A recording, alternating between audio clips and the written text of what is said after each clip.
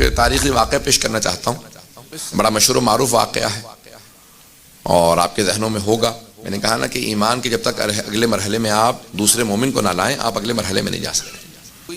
10 درجے ہیں ایمان کے، 10 کے 10 درجے جناب سلمان کے پاس، 10 میں سے 9 درجے جناب ابوذر کے پاس۔ یہ ایک درجے کا فرق کیسے آیا ہوگا ذہنوں میں نے شاید پیش کر رکھا ہے۔ حضران گرامی جب جناب امیر علیہ السلام کو لے جا رہے تھے، اور یہ ایک خط میں آج دیکھ رہا تھا کہ ایک معاویہ نے خط لکھا جناب امیر علیہ السلام کو، اور اس میں اس کا احساس دلایا کہ بھئی آپ کے گلے میں رسی تھی ایک مرتبہ، تو اس نے مولا کی توہین کرنا چاہی اور چاہا کہ مولا کو اذیت ہو، برا لگے، تو مولا نے کہا کہ تو چاہ رہا ہے کہ مجھے اذیت ہو، یہ میری حقانیت کی سب سے بڑی دلیل ہے۔ توجہ، یہ میری حقانیت کی سب سے بڑی دلیل ہے کہ زبردستی بیعت کے لیے لے جا رہے تھے، اس کا مطلب ہے نا میں راضی نہیں تھا۔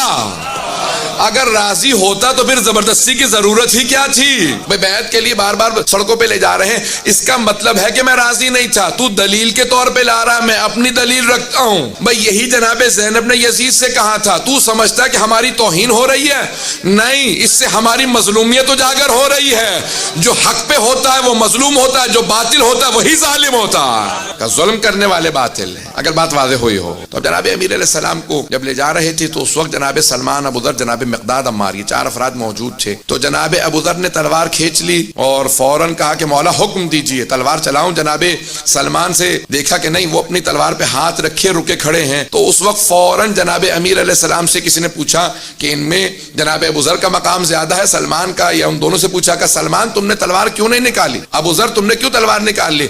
جناب ابوذر نے کہا جناب امیر کی محبت میں نے تلوار کھینچی، میں مقابلہ کرنا چاہتا تھا ان لوگوں کا کہ جو جناب امیر کے مقابلے میں آئے تھے۔ کہ سلمان آپ نے کیوں نہیں تلوار نکالی میان سے باہر؟